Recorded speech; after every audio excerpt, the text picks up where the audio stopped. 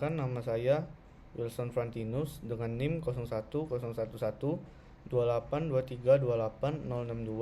Fakultas Ekonomi, jurusan Manajemen, angkatan 2023.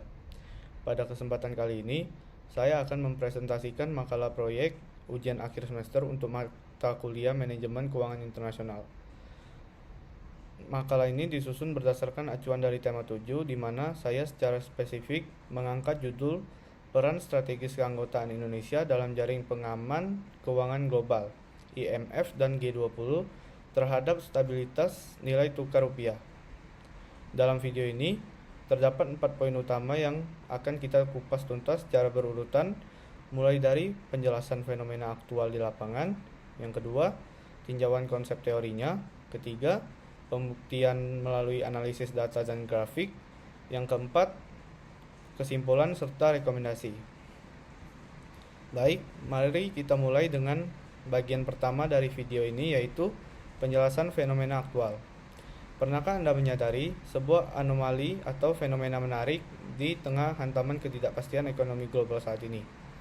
Dalam beberapa tahun terakhir, kebijakan suku bunga tinggi dari Bank Sentral Amerika Serikat, The Fed, serta berbagai ketegangan geopolitik dunia telah memicu kepanikan luar biasa.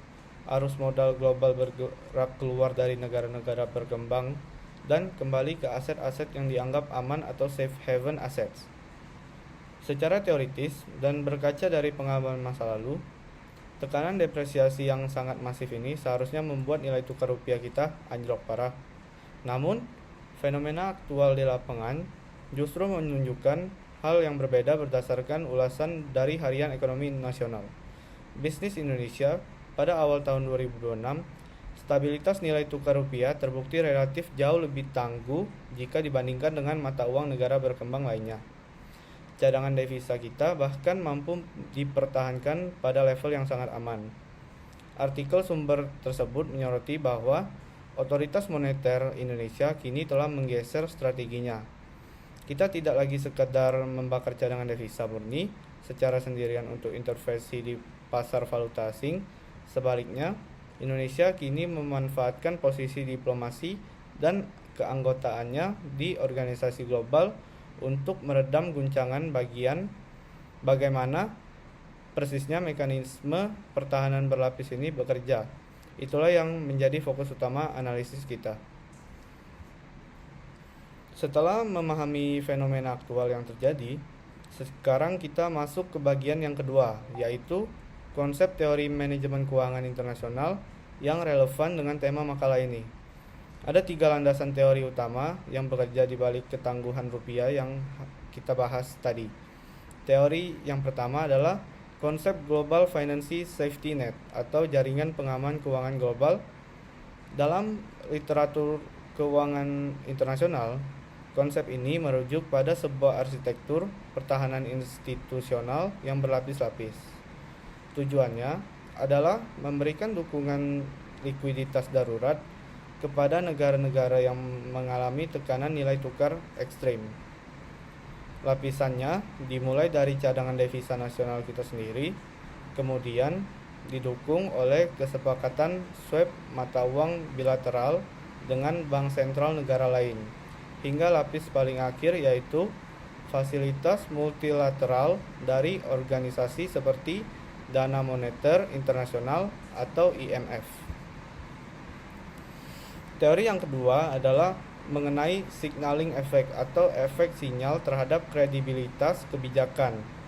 Partisipasi aktif Indonesia di forum sekelas G20 maupun IMF menuntut negara kita untuk mematuhi standar transparansi data ekonomi dan disiplin tata kelola moneter yang sangat ketat. Dari kacamata investor global, kepatuhan kita terhadap standar global ini secara otomatis mengirimkan sebuah sinyal positif. Efek sinyal ini sangat krusial karena ia secara langsung menurunkan asimetri informasi dan memangkas apa yang disebut dengan sovereign risk premium atau premi resiko kegagalan negara. Ketika investor asing percaya bahwa tata kelola kita di backup oleh standar internasional, mereka tidak akan mudah panik sehingga Resiko penarikan modal tiba-tiba atau sudden stop bisa dicegah dari awal. Teori ketiga berkaitan dengan inisiatif jangka panjang melalui diplomasi ekonomi, yaitu konsep lindung nilai atau hedging struktural melalui local currency settlement. Melalui forum antar negara seperti G20, Indonesia bisa membangun kesepakatan untuk menyelesaikan transaksi perdagangan bilateral menggunakan mata uang lokal masing-masing negara, bukan lagi menggunakan dolar Amerika Serikat. Secara teoritis, semakin banyak transaksi yang tidak memakai dolar, maka ketergantungan struktural pasar domestik kita terhadap dolar akan terkikis, sehingga permintaan dan penawaran di pasar valuta asing menjadi jauh lebih mudah dikendalikan. Untuk membuktikan operasionalisasi dari ketiga teori tersebut di dunia nyata, sekarang kita beralih ke bagian yang ketiga, yaitu analisis data dan grafik. Untuk grafik yang pertama, grafik ini menunjukkan pergerakan posisi cadangan devisa Indonesia dari awal tahun 2021 hingga awal tahun 2026. Anda bisa melihat dengan jelas adanya sebuah lonjakan atau garis vertikal putus-putus berwarna merah pada bulan Agustus 2021. Ini adalah bukti nyata bekerjanya injeksi likuiditas dari fasilitas multilateral IMF pada momentum tersebut. IMF mengalokasikan fasilitas special drawing rights secara global di mana Indonesia mendapatkan jatah setara dengan 6,31 miliar dolar Amerika Serikat. Suntikan dana darurat ini tidak hanya menyelamatkan kita di masa krisis pandemi, tetapi juga mendorong cadangan devisa kita menembus rekor baru saat itu. Yang perlu ditekankan dalam analisis ini adalah fasilitas SDR terhadap tersebut berfungsi sebagai amunisi gratis.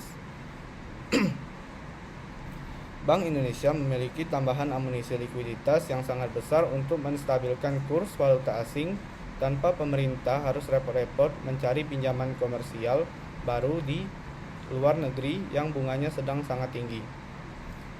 Sekarang kita lihat grafik yang kedua yang membandingkan volatilitas atau tingkat gejolak rupiah terhadap mata uang negara berkembang lainnya.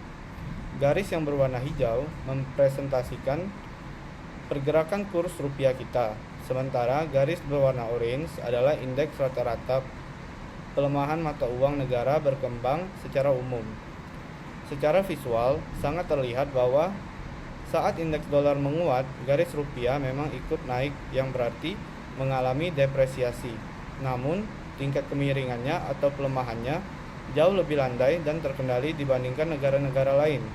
Dari hasil analisis, hal ini merupakan manifesti dan suksesnya jaring pengaman lapis kedua melalui forum G20 Presidensi G20 Indonesia pada tahun 2022 dimanfaatkan secara maksimal untuk memperluas jalinan bilateral swap arrangement dengan negara seperti Tiongkok dan Jepang. Tidak hanya itu, dorongan transaksi mata uang lokal yang dibahas teori tadi benar-benar diaplikasikan.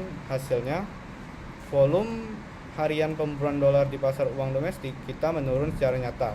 Sesuai hukum permintaan dan penawaran dasar, turunnya permintaan domestik terhadap dolar inilah yang menahan rupiah kita dari pelemahan yang lebih dalam. Sebagai penutup dari presentasi ini, kita sampai pada poin pembahasan yang terakhir, yaitu kesimpulan dari rekomendasi. Kesimpulan utama dari makalah dan analisis data yang telah kita bahas adalah bahwa keanggotaan Indonesia dan dalam organisasi seperti IMF dan Forum G20 bukan sekedar agenda diplomasi politik atau formalitas belaka. Ia adalah komponen fundamental pertahanan makroekonomi kita. Keanggotaan ini melindungi nilai tukar melalui dua jalur absolut, jalur kuantitatif berupa kepastian injeksi likuiditas darurat untuk menebalkan cadangan devisa, dan jalur kualitatif berupa pembentukan persepsi pasar atau efek sinyal yang sukses menahan laju kepanikan para pemegang portofolio investasi asing. Berangkat dari kesimpulan tersebut, saya merumuskan 2 rekomendasi strategis bagi otoritas pembuat kebijakan kita. Pertama, Bank Indonesia dan pemerintah harus semakin agresif memanfaatkan arena G20 dan forum kawasan seperti ASEAN untuk mengampanyekan transaksi mata uang lokal atau local currency transaction. Dedolarisasi bertahap ini adalah jalan keluar paling logis agar ekonomi kita tidak selamanya disandra oleh keputusan bank sentral negara lain. Rekomendasi yang kedua, pemerintah disarankan untuk terus mendiversifikasi jaring pengaman keuangan makro ini. Selain menjaga hubungan baik dengan institusi yang ada, Indonesia perlu mengakselerasi proses aksesi penuh ke dalam organisasi OECD dan secara proaktif mengkaji potensi kemitraan dengan blok-blok ekonomi baru. Semakin banyak jaring pengaman internasional yang kita miliki, akan semakin tak tergoyahkan pula stabilitas sistem keuangan kita ke depannya. Demikianlah presentasi proyek manajemen keuangan internasional yang dapat saya sampaikan. Semoga analisis ini memberikan perspektif baru bagi kita semua. Terima kasih atas perhatiannya.